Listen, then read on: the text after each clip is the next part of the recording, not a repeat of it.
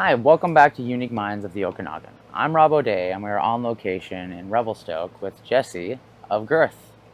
How are you? I'm doing well. How are you? Good. Thank you for having me and letting me get to embrace what is Gürth.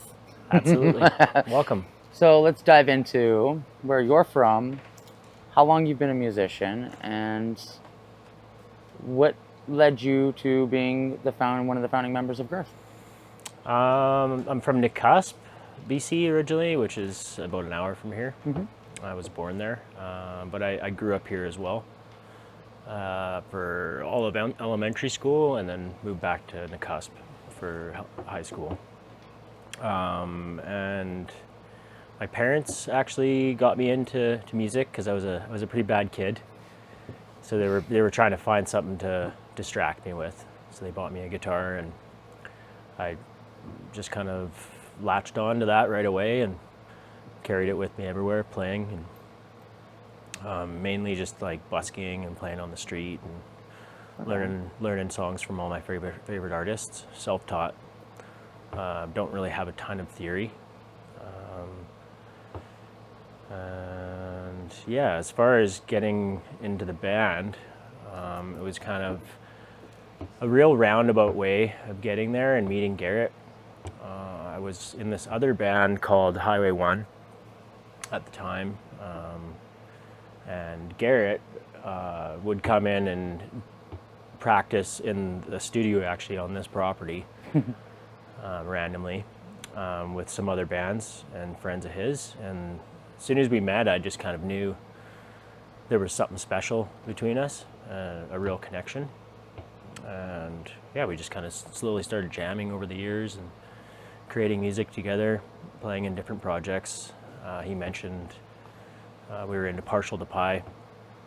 Was with my ex-girlfriend actually. She was the singer, and I eventually convinced her to let Garrett into the band. She was reluctant at first because it was just kind of our thing. She didn't want it to really get that serious. Oh, it was like a two-piece between you two? It was a two-piece, Oh, okay. like a duo. But yeah, things just kind of took off from there. As soon as he kind of came into the band, we started playing more together. And we were in another group as well, Leadfoot, I forgot to mention before that, with another friend of ours, Morgan. But that kind of fizzled out. But yeah, and here we are. Love it. Nicusp is a beautiful little area. Yeah. And I see that you're going to be playing at the Leland, I believe it is. Yeah, right? we just played there last weekend. How was it? Was that last weekend? Yeah. Yeah, it was good. That was? I Yeah. was looking at the venue, and it looks like a really cool little... Yeah, it's kind of like venue. a little hokey dive bar. But it's such a gorgeous view. Yeah. All right, so it's like... Beautiful view there. And Nicusp is, like I have a friend who's actually starting up, he's one of the co-owners of Clancy's, and he's starting up a resort out there. Oh, yeah. And you kind of remind me of Jody in the way your sound, your look, and your energy, right? He's very humble, really good person. And he's same thing, like the story of like growing up with guitar, and it's kind of a relatable thing. I think that's, as guitar players, that's kind of a running theme, is it helped them get out of the hard times that they had as youth. And it definitely, like with me being a guitar player, it was the one thing that really, I think you'd be able to relate when there's no one there and you can sit and pick up a guitar and it can create an emotion for you, and then you can write a lyric that to you means one thing that will save your life. And to other people, they take it and they run with it their way, and it becomes this, as the songwriter, that's why I was excited to have you be last, is the songwriter has the voice, especially the vocalist, and to have that duty of what am I going to write about? Yeah. It's hard. It is hard. It is very difficult because words have a lot of power, and being the wordsmith of a band is not like, you're representing not just you but the whole band what the band wants to represent, and like it's a hard job. Yeah. Do you, as the main writer, and you said that you don't have a lot of theory, so you're self-taught. Well, that's the funny thing. In this band, I'm not the main writer. No. No, I'm co-writer, I would say. I brought a few originals that I had written years ago into the group, but for the most part, Garrett is actually written the majority of the lyrics. Oh, for vocals. So you guys have a very Rush style. Yeah. That's amazing. Does Garrett sing as well? He raps. Yeah. While drumming. We're trying to teach him how to sing. Bruh. Love it. That's awesome. That's super unique because, I mean, that was one of my favorite things about Neil Peart.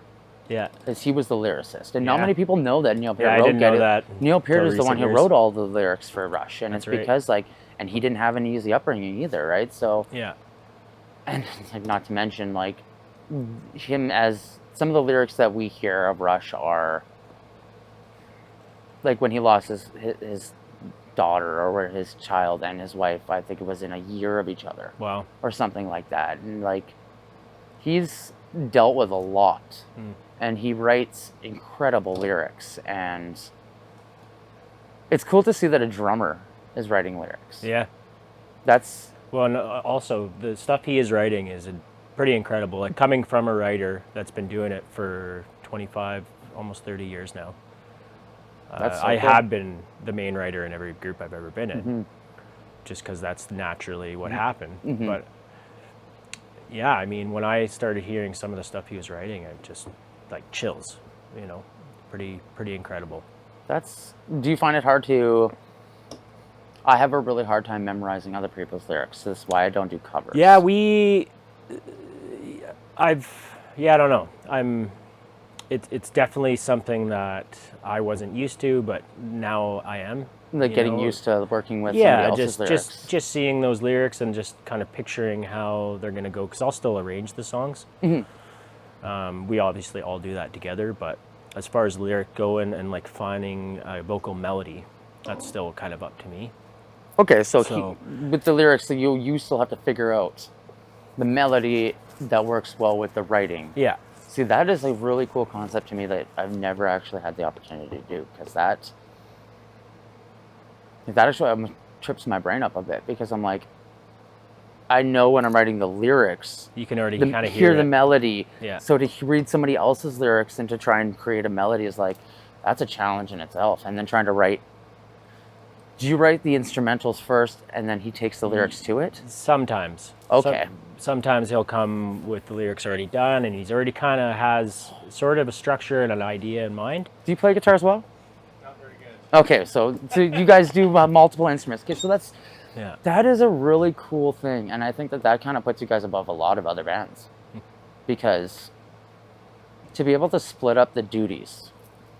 I think it like gives us a look into each other's jobs, I guess, and minds like brings too, us right? closer together as a group, and we're open like that as well. We'll let, like, as a three-piece, we all collaborate our ideas. I guess there's not really just one writer in this band. I love that. Yeah, that is so cool. That's kind of what we're pushing towards now. Is recently the old drummer of Planet Killer joined our band as the guitar player, Josh, and his style and mine work so perfect, but they're almost like complete polar opposites. So I'm letting him write guitar for the new songs, and I'm not touching any instrument. I just want to go back to being vocalist to see what I can do creative. And the one song that we recently wrote is like this. Andy actually wrote it. So our drummer built a drum structure, and then we were just like, okay, let's write guitar to it. Like, let's let him structure a song that he wants to feel comfortable with, and like let Andy do whatever he wants to do, and then we just have to fill it in. I don't know how Josh and him, both being drummers, but like something Josh just clicked with him, and the drum beat that he heard, and he wrote the sickest guitar riff, and I'm like, I could never even think of writing that, so I'm not even gonna try to. So it's to be able to like let that creative freedom flow through your bandmates is kind of a give up the control, and that's really hard as a control guitar every player. situation. Did you find that difficult? I did before joining this group. Yeah, but it's definitely brought a lot of good qualities out in my personality. that way. Has it helped in any like outside perspectives? This band? No, the giving up that Oh yeah. Yeah. creative control to be like Yeah. just like free falling into the art itself without any like preconception of where it's going to go. Yeah. I feel like it's helped me in a lot of aspects of my life. Just kind of not be so worried about being in control of everything all the time, and just letting the kind of the cards kind of lay, you know. It's a very like, I don't want to say spiritual thing. It was spiritual, not it's more spiritual than a religious thing when it comes to that, because it is music to musicians is our religion. I guess is the easiest way to say it. And it's a religion based off feel and like emotions, and it's a really hard, how can you like portray your emotions through somebody else, in a sense that like when you're working with multiple artists like you guys do, where you're allowing that creative lines, those borders and boundaries that kind of like define what bands should be, crumble away, makes, I think, the ultimate freedom. Like that is what every band should do. I agree. And as like a guitar player and a singer and a lyricist, like I'm very guilty of being like, these are my songs. Like I wrote these before, now we're structuring, and it's like, now that I've done the same thing, kind of like gave up that creative, like it's mine. Yeah. Then you guys add your part. It's like you can see the difference, and the music is better. Yeah. And it's almost like it's kind of like you gotta like hit your teenage years. You know what I mean? Like we grow up and we hit our teenage years. It's like, oh, we're angsty and shit. And it's like we gotta like, when we finally hit a certain age, musically, not like in our age, but like in our mental state of being a musician, there's this weird change.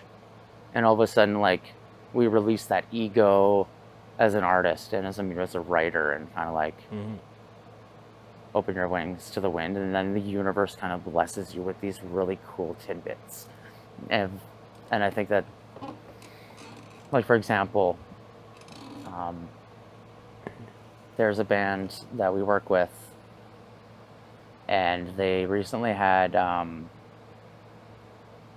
member change. And it was like almost detrimental to them. And it was because the member was very like controlling over the things. And once he was gone, and that freedom was allowed to the band, and they kind of like, it was their main guy, but they let go, the band shot off. Yeah. And I was like, crazy. It's just kind of weird how, like, especially as a hip hop artist, this is one thing I talk about a lot in hip hop, is like the death of an ego is something that we all need to do. Because we all are going to have one naturally as an artist, because it's like our art is very special to us. Yeah, it's personal. So how do you separate it from, right? So how have you managed to, like, was it a challenge hidden in within a blessing of killing that ego of being a writer? Oh yeah. Because I'm like, it's helped me grow as a person. Yeah, as a person, as a musician, as an artist. That's awesome. Yeah. You know, coming into every practice with an open mind, you know, and we might make some changes that I didn't agree with, or like we've actually completely gotten rid of a song, and we spent probably 6 months writing this song, and all realized at the end of it we didn't really care for it that much. And Garrett was the one who kind of brought it up. He's like, I really don't like that song, and it went with the main theme of our song, or our album. It's called Calm Before the Storm, and we haven't given up in the song yet.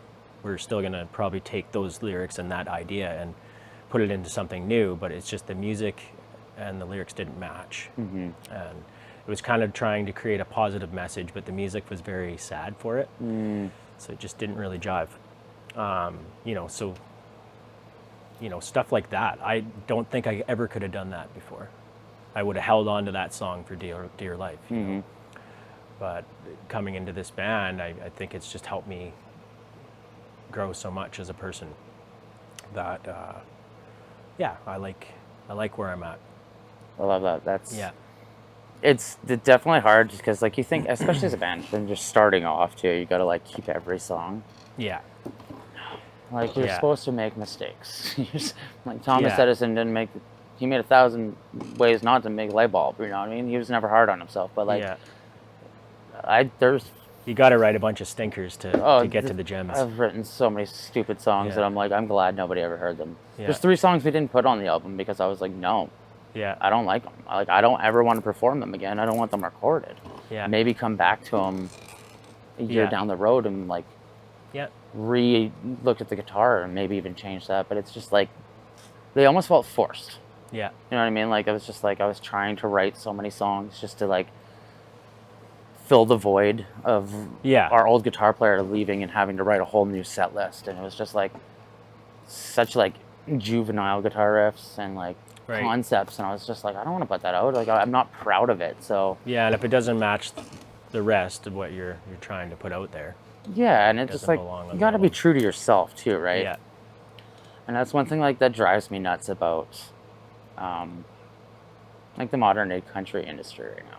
Is like, there's a lot of artists out there who put on this like Southern accent and claim to be Texas, and I'm like, that's just like me putting on a reggae accent and playing reggae and like acting like I'm patois, and like, for me it's just be yourself. And I think that goes true with any art form. And I think that there's this weird like preconceived notion that like as musicians we have to be perfect all the time. Yeah. Like when we're recording and we're performing, and when we're in public, we have to act perfect because like nowadays anything can get you completely canceled.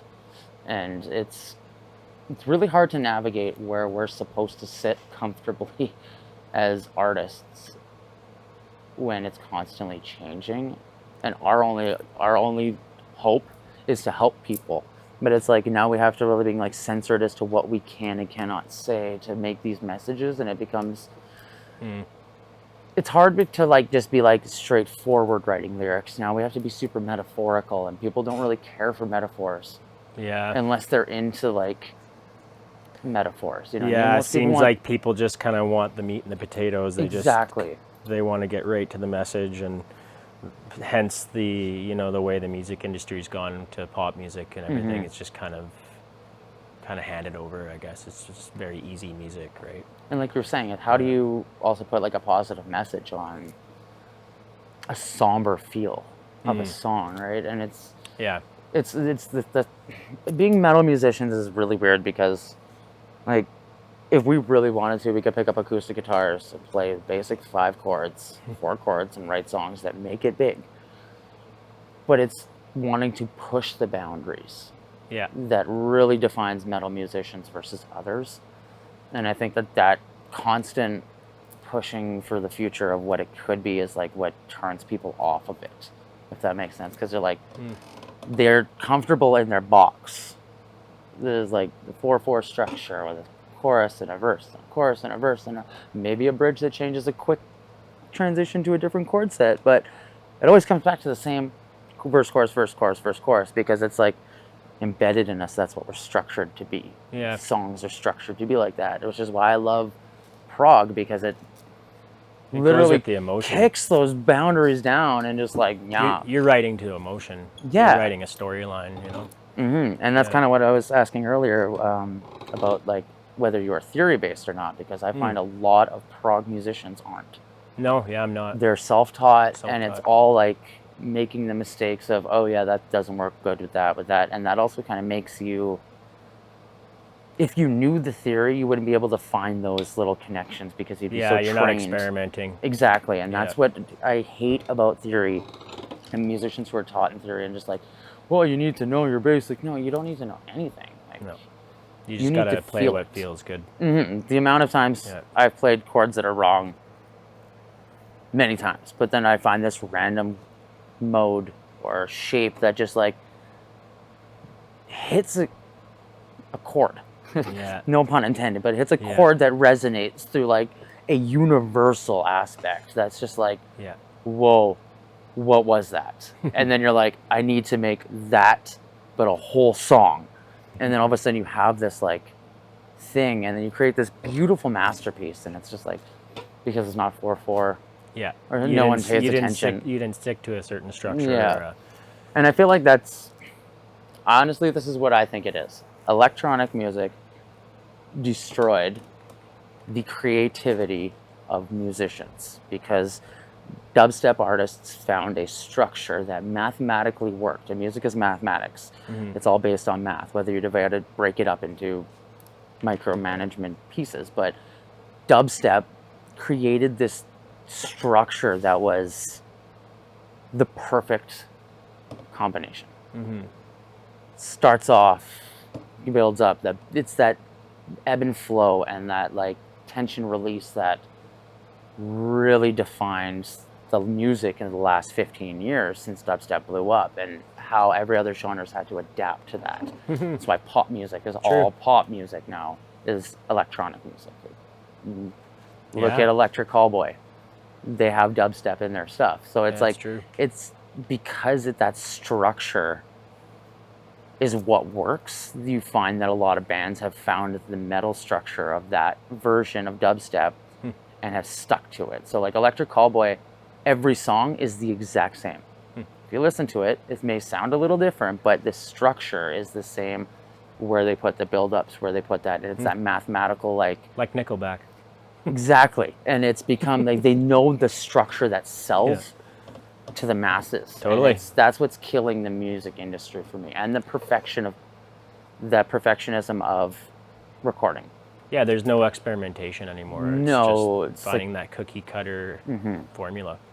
And I think like you guys have the best chance with what you guys have right now, because you have somebody who's willing to help you record that's not Caden Valiant. That's not focused on making it an industry standard, but in making it sound what the band has to sound like.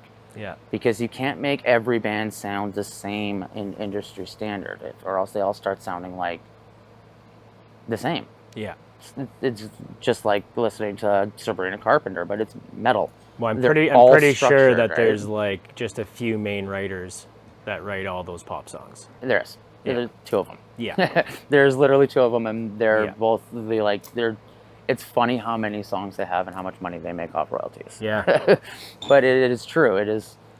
There's that structure that sells, and I think that being a prog band, like, this is why I was really stoked when you mentioned you're a prog band, and I play prog too, because I'm like, I get to dive into like something a topic I don't really get to often with most bands, because most bands are like, we stick to the same structure, but it is a very unique style, and like,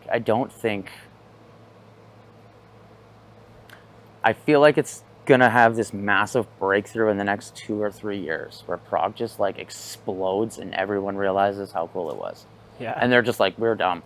And it's like, because how can you challenge it, right? Like, how can you beat Monet and Picasso of the music world? Yeah. You can't. So like, well, who was it? Was it Van Gogh? He wasn't even famous until he cut his ear off and he was dead. Yeah. And that's the thing, is that's the downfall about being a musician, honestly, is I feel, especially nowadays with the ability to write and record independently at home and put it out, and with so much music being out there, that a lot of artists will be passed on before their music gets heard, which is going to be really bad and sad, because like, we grew up watching legends. Yeah. You know, like, my first concert ever was Tom Cochrane. Nice. And I was like 10 years old, and he picked this kid up on, like, 3-year-old kid on his shoulders, and it was just like, we're not going to have that in 10 years if we don't. Well, even right now, you can't even afford to go to most concerts unless you're going to see independent artists. But all the big guys, you're looking at what, a few $100s for tickets. The price of tickets plus the ages of a lot of these artists are. Yeah. And there's no, like, that's like, they inspired us to pick up instruments, you know what I mean? And we've continued that, and it's now like, because we were forced, this is how I always have felt, because we were forced to play in bars, because like, growing up as a teenager playing, there's really nowhere you can go. You occasionally get you can rent like a hall or something, right? But it still costs you so much. Like, insurance for me to throw an all ages venue in a hall, right, $1,200. Wow. How am I supposed to make up for insurance of $1,200 if And then make money at the door? And just to host an event for the youth. Yeah. Why are you charging us out the ass constantly? Like, we didn't have that struggle when we were younger, right? Like, we had venues like that, and then we hit the of age, and then we started going to the bars, and like our friends were of age, and we were all partying together, and our friends would come to our shows, and then we hit 30, and all of a sudden our friends have kids. And everybody's too married, old to go to the shows. Nobody wants to go to the shows, and we never really stopped to look and go, younger crowd. Yeah. We need to bring the younger crowd in again. And that's kind of like, I think, why the younger generation just doesn't care for musicians or rock stars. Like, they don't care for bands. Yeah. They're like cool with watching a TikTok singer. Yeah. And somebody like pop singers that are just like doing their thing. And it's like, there's this huge disconnect. And it's not social media, but it's our fault as musicians that we never took the chance to, like, we were so focused with our blinders because that was what the industry was, and how we knew how to get big was get out, perform, and play as to many people you can. But we never, like, that's why it's dying, is because, like, nobody ever stopped to take that minute to, like, embrace the younger generation and bring them in. And I think that the Okanagan has this really unique little underground of young kids growing bands now, but they're just not, they're doing it themselves. And I'm like, it's exactly what we did. Yeah. You guys are just doing what we did, and we just, good. Like, that's what you need to do, right? Like, we had to make our failures, and like, how many times have you played to an empty room, still walked out and came back a month later and came back and still played because you love playing? You can't take that love away. Yeah. There's musicians who are 90 years old. Like, look at Ozzy. He can't even stand, and he still wants to give back to his people and his fans. And it's that duty as a musician. Yeah. And it's kind of cool to hear that you've given up the writing, like the main writing aspect for lyrics, because you don't see that often. And I think it's really cool that you guys do that. Like, it's still I'm mind blown, because like, for me to sit there and put myself in the shoes of like relinquishing myself of lyrics is actually like, gives me anxiety. There was difficult moments. Like I have anxiety thinking about like not being the one who speaks the message. Well, there was like feelings of inadequacy, and just like, okay, well, if I'm not the writer, then what am I? Yeah. You know? Oh, totally. But there's more to it than that. Mm-hmm. You know, and then just finding this group of people that I can just be so open with and create all these amazing songs with. I mean, that's all I need. Yeah. I realized somewhere along the way, it's not about me. It's about us as a group, the three of us. I think that's probably the most valuable thing, that even if you guys didn't blow up to be $1 million fucking band or whatever, you know, I'll still like, be doing this. You'll still be doing it for the love wheelchairs. of what you do. Yeah, and that's the thing, is that undying love for something that may never be is like, we're crazy. Yeah. We're nuts. There's nobody else on the face of the planet that is willing to put themselves through that much, other than snowboarders and skateboarders. Yeah. Because those guys are just as nuts. Like, they're skateboarders is crazy. Yeah, what those guys do. Yeah, and it's the love that we have for what we do, and I think that when we finally, like, all the BS that we go through leading up to building our careers and writing music and stuff, is it's like, at the end of the day, when you're on that stage and you're looking at the guys and you're all smiling, you know what I mean? Like, there's no greater feeling. No. I wouldn't give that feeling up for $1 million. Like, never would I give that up for my friends. Like, that is almost as valuable. That feeling right there of being with my brothers is almost as valuable as like being with my kids. Yeah. Like, it is just as special to me, and it's hard to explain to people who don't understand it. Yeah, unless you've experienced it, you wouldn't really quite understand. Yeah, right. Yeah. Like, and that's the thing, is like, bands, I always hate to say it, but it's like, I feel bands don't get enough credit for how much they put in. And they don't, like, if people would just, I wish there was like shows that just show like behind the scenes of bands. Yeah. You know what I mean? Like, this is the day in the life of what a band actually has to do. Even just to set book up a the show. venue. Just to book the show. Like, show up at 2 o'clock, book the sound, you're gotta doing this, and then you're hoping people are gonna come out. And like, we don't constantly wanna, like, we're the only art form that's constantly begging to be heard or seen. And it's like, you guys use us in every film, everywhere you go, there's music in the background. Could you imagine if musicians just said no one day? Like, no one's allowed to stream our music. No one's allowed to listen to it. Maybe that's what we need to do. The whole world would go up in arms and chaos in 2 seconds. And it's like, it is valuable. So why isn't there like a value put on it? Like, I've heard of lots as a universal payment for musicians. We're entertainers. We provide a service. Why do we not get paid to do like so? like a wage. Yes, like a living wage as musicians, because that is what we do. Why do we have to struggle all the time to do it? Like, people, like a painter has to buy paintbrushes and paint. How much is one of your guitars? Let's not even dive into that, right? Like, they get, how much are drums? How much are the cymbals? You know what I mean? Well, like, that one's worth $700. Yeah, I'm not surprised, and that's what I'm saying. Like, there are $750. There are $850. There's minor cymbals that are $2,500. For one. Like, and that's what we're paying just to be able to perform for 5 people. And it's like, I think that's if we could like figure out how to make it so that artists that hit a certain level, like you've hit 5 years as a band, we're going to give you a living wage to be a musician. And the more you perform, we're going to up that wage. So that because you're doing more of service for Canada and you're benefiting service Canada with arts, which is our culture that defines us as a species. Like, every culture is defined by their art. It's what lasts hundreds of years. It's the artwork. It's not the people. It's not what the jobs they did. Why can't we have a universal payment for bands? Because I agree.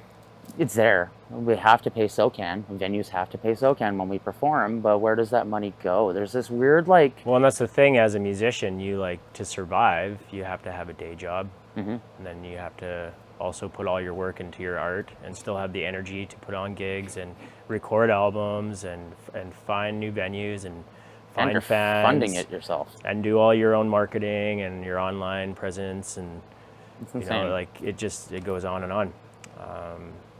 I think we are undervalued. 100%. And I think that's where I was like saying, it's like I feel this like progressive change happening in the industry where it's like 3 or 4 years away, and all of a sudden it's just gonna, like, somebody in the industry with enough pull is going to make something happen. And I feel like it's going to start with that aspect of universal wage for musicians, because why not? Like, why? The world would be such a better place too if you didn't have to struggle to it, and you could just, like, go and create, go to the venue and create, and, like, you know, like, imagine what would be created. Like, could you imagine if they didn't let Da Vinci work on his art, and they were just like, no, dude, you got to go do a 9 to 5. Yeah, we wouldn't have any of those amazing paintings. We wouldn't have anything, including some of, like, the greatest inventions that were created, like helicopters and stuff that he was designing way before her. You know what I mean? Like, there is something about, like, experiencing all that stuff as a human, though, and going through all that crap that kind of helps you create all that art. It is. It is what makes us. And if it was easy, the art wouldn't be as interesting. Well, that's the thing, is it wouldn't be easy, because you'd still have to prove. Yeah. Kind of like having to go to school and get a degree, but, like, you have to prove that you can do this as a job, and you've put in your 10,000 hours to master your art. Yeah.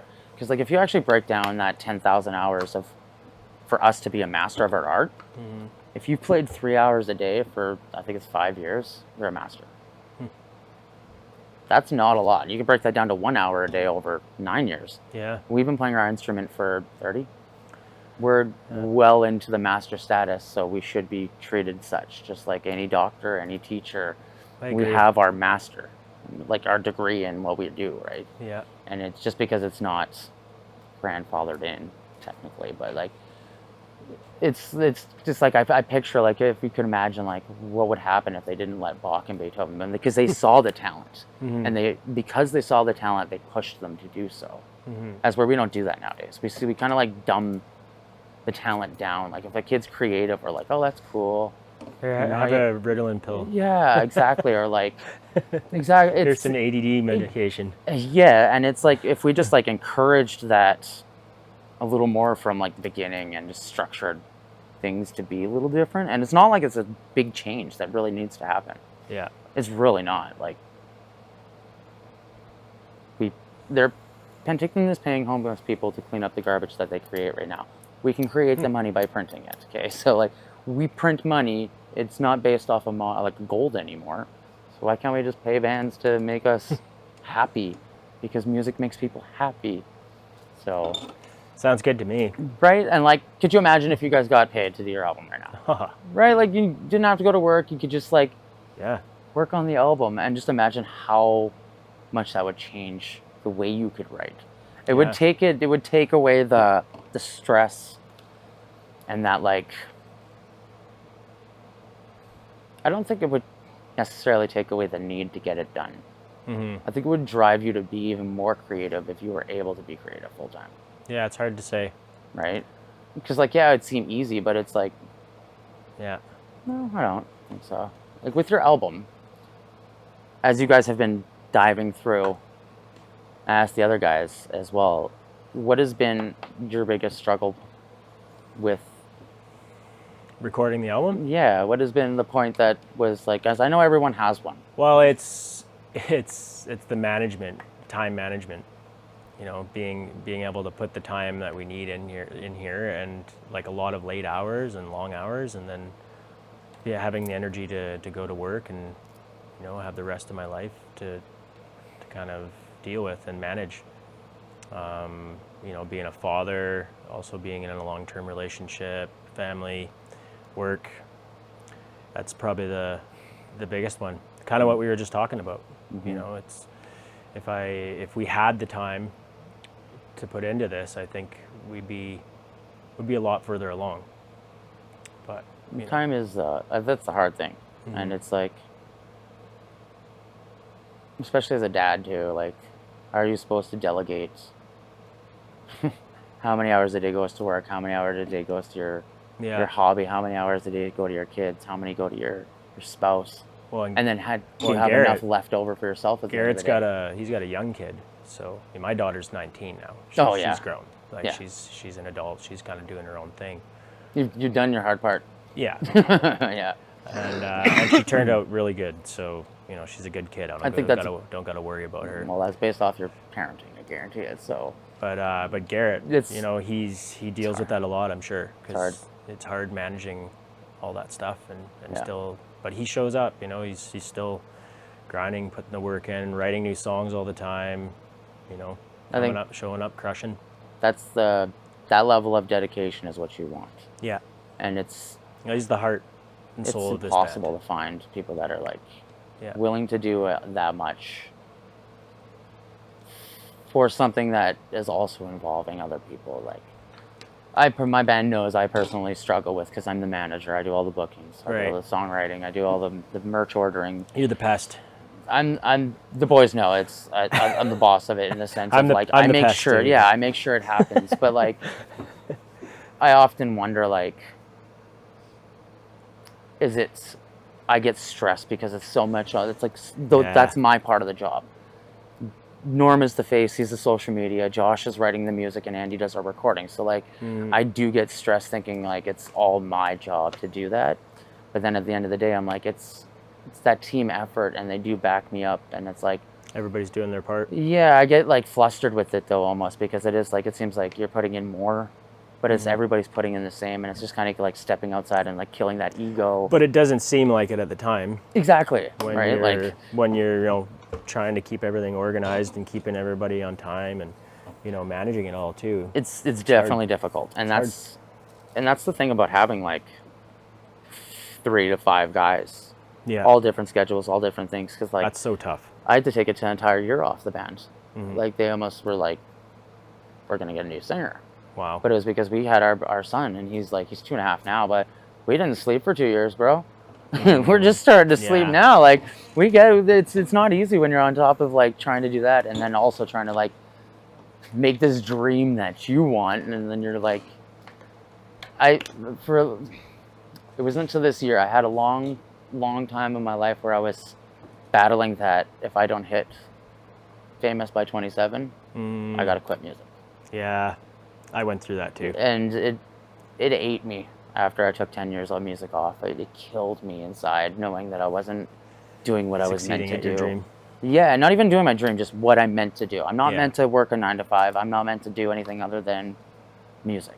Yeah. And I know that. And that's why now it's like, if I didn't have a spouse who supported me and like, go on a 25-day tour, because I can see that it's going to be worth it in the end. I'm like, there's no way in hell I'd ever be able to make it. So it's like you're saying, like, how do we delegate our time in 24 hours to all these things that we love without like losing it and losing specific parts? Because like I have friends who have chose music over family. Yeah. And now they're like 20 years down the road and regretting it. Yeah, they got nothing, got no band, right? They're like, it's hard to watch almost, but you're kind of like, oh, like the other way, like chose their. They family chose over, they chose band over family. Band over family. So there's a lot of different ways it goes, and it's hard to choose. And it's like, at the end of the day, we know we're always gonna write music. We're always gonna create music. That's never gonna leave. It's just like, I think it wasn't until this year I realized that like there is no age limit to doing it. Like you don't have to stop making music and performing it because you're not going to make it at 35 or 27. Like my music's hit further now in the last 2 years from 33 to 35 than it ever did in the 30 years before. And I toured full time doing hip hop and stuff before. Like I've had successes with music, but it was like a mental change, I guess. It wasn't like changing for like striving for success. It was like striving for fame versus now I'm striving for success. Yeah. And I think it was just that switch in my brain that really mattered. And the universe saw that and was like, hey, there you go. Yeah. You know what I mean? And like all of a sudden these little things just started dropping in my lap. And like earlier you asked how like this came about, like literally the universe dropped it in my lap and I just like rolled with it.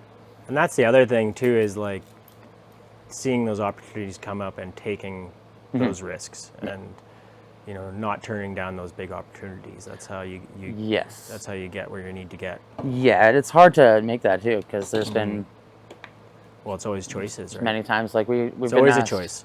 Yes. And that's the thing, it's like, yes, it is good to play a big festival, but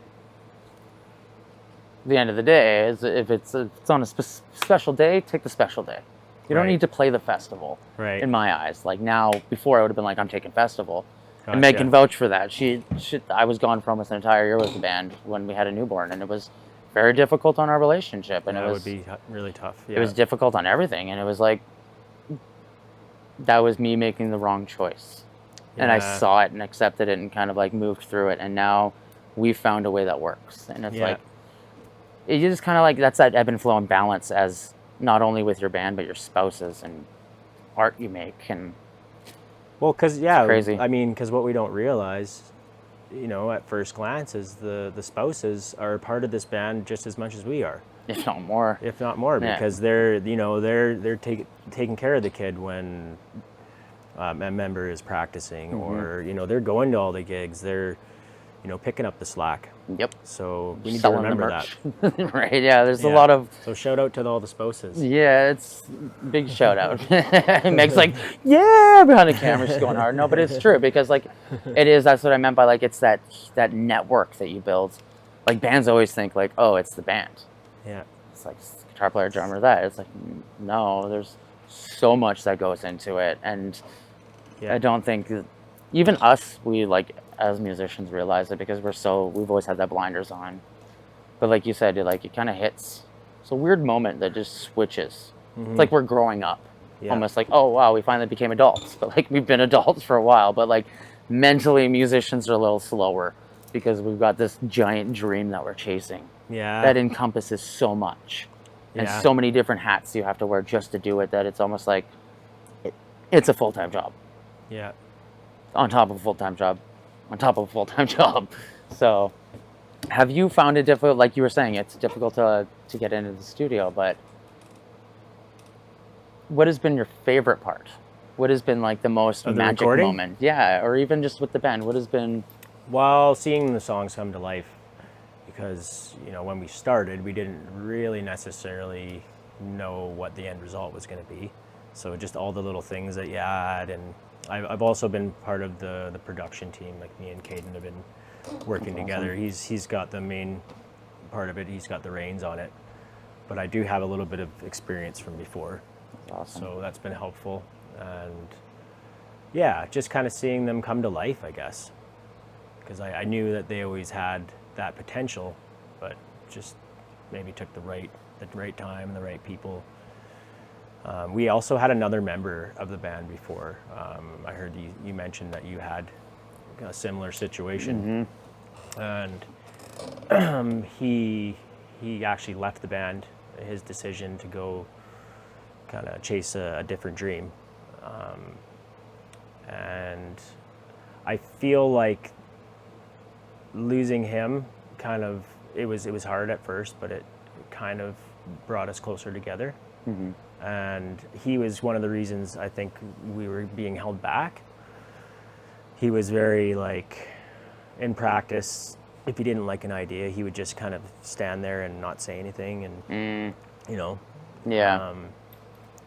Yes, really kind of a buzzkill. Yeah, it's really hard to find Yeah. a good connection with people. Yeah. So, now with the three of us, I mean, it's just so easy to write and do everything now, because it's just a quick, 1, 2, 3 count. You good? You good? Yep. Off we go, Yeah. No, we've definitely had that. Yeah. We've had in and outs. Yeah. And every time it's definitely like do we continue?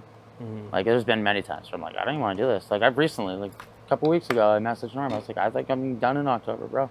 Wow. Like I'm done. I just don't want to keep doing it. Yeah. But then 2 weeks later, I'm like, I can't. can we book a tour? And he's just like, can you not be so up and down all the time? I'm like, I don't know, man. It's hard. It's hard with you guys because I love you so much, but some days I just want to choke you.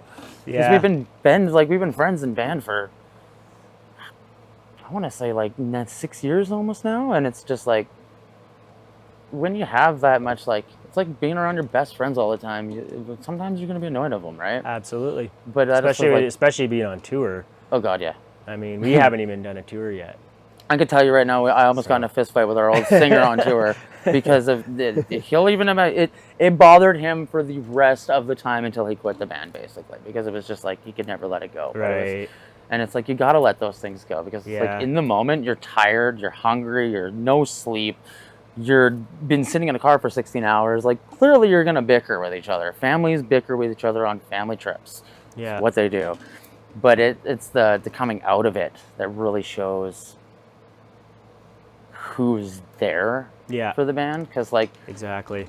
I've seen so many bands break up after tour, and I've been on so many bands that break up on tour, and it's always one member who's just the non-dedicated one that just really proves to the band that they're not dedicated.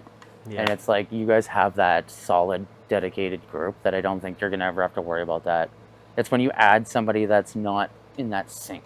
Yeah. So that's why I feel bad for Josh sometimes, because Norm, Andy, and I have played together for so long, and he's such a talented musician, and our styles, guitar-wise, me and him work perfect together because we complement each other, and the way I'll play something he's playing, it works so perfectly. But he's trying to now dive in and understand how we work as the three of us work, and trying to find his way in there. And it's when you've got one who does the mixing, one that does the social media, one that does all the bookings, how do you fit in without pushing people out? Yeah. So it's kind of hard to also weasel your way into a group when you're there is that connection, but to be able to do it and not take offense if they get pissed off, or hey, that's not how we do things. It's you found the flow that works with the band. You just kind of got to work within that, and it's really difficult to find that. Our old vocalist, I love him to this day. Still would love the dude, but just creatively, there was just nothing there for me. Right. You need to be able to we're vibe off of each other when you're working, Yeah. but like being two vocalists trying to work together, That's tough. it was really weird because like I'm clean singing and screaming, and then he's just deep gutturals. So it was like, where do we like blend the two to make it sound good versus sounding like two clashing vocalists, right? Yeah. So like things like that were like the biggest problem with us, was like, how do we work together to make it work? Totally. And then it Be just came to cohesive. and it just came to a point where it was like, it doesn't work, so we kind of got to just make the choice. Right. And that's the hardest thing, because especially when you've built that friendship for 2 years, and then all of a sudden you got to be like, hey, It's so hard. sorry, bro. Yeah, Like, I that's- love you, but that's and then so hard. there's no more love after, right? So with the album coming out soon, hopefully, when you guys get it finished, we won't rush. What's your plan? You guys, what do you guys want to hit first? What do you want to do? Yeah, I mean, obviously just getting it out there, getting it out to the masses and seeing how it does, and on all the streaming services. I liked your idea about reaching out to some movie people, maybe some video games, and getting it out that way. I've thought about that in the past. That's a really good idea. It's just a Yeah, it's a it makes different way. sense. Yeah. Because you're right, because they don't want to pay for big names. And like Kelowna's got a huge movie scene. Like Yeah. all after the pandemic, Kelowna took over the movie industry. So many independent films coming out of Kelowna right now that you could just be like, if you joined a independent film page, even right, like in the Facebook groups, and just like, hey, we've got music if anybody wants it. Well, and I know there's companies that do that specifically. They'll taxi your music out to whoever needs it, kind of thing. Yeah. So you kind of just get your name into that database, and you can be a main contact. Do you know anything about? Yeah, there's a Yeah. lot of opportunities in that, and Yeah. there and how to do that, and like those are like the things that we're not taught. Yeah. Right, like we have to make these mistakes for 15 years before anyone's like, Yeah. oh, hey, Playing this is an dive option, bars, and you're like, what do you mean this is an option? Making $100 each yeah, for right. a show So, that took 4 weeks to plan. 4 and then weeks or whatever. You've got to rent $1,000 worth of systems just to Yeah. play. Yeah, it's definitely for the love. That's why we do it, right? Yeah, and that's where I always feel like I sound like a broken record, because I'm like, I always try to help bands, and like, we need to make this a business, and like, you to make yourself successful and be successful and make this like what you do from a 9 to 5 is like, kind of got to look at it like a business, and like that takes away from you your love of the art, and it's a very finicky ground to walk on. Yeah. And it's at the end of the day, it is, we only do it for the love of our music. Like, I will Absolutely. never.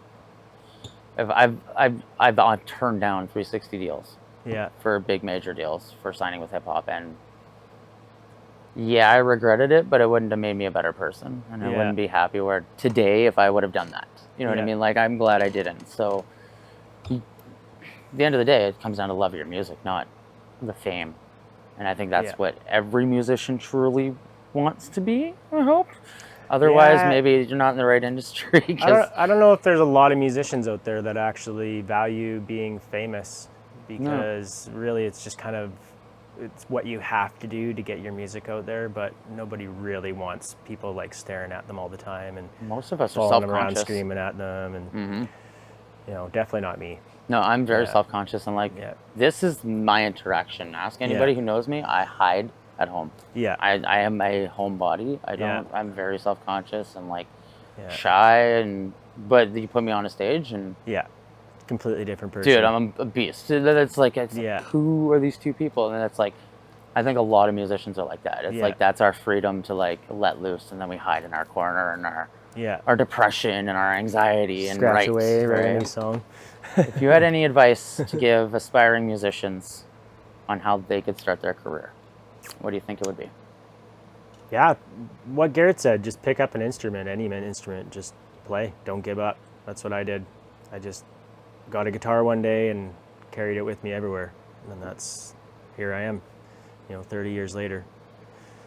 Wouldn't change it for the world. Yeah, so find an instrument, play it, don't give up.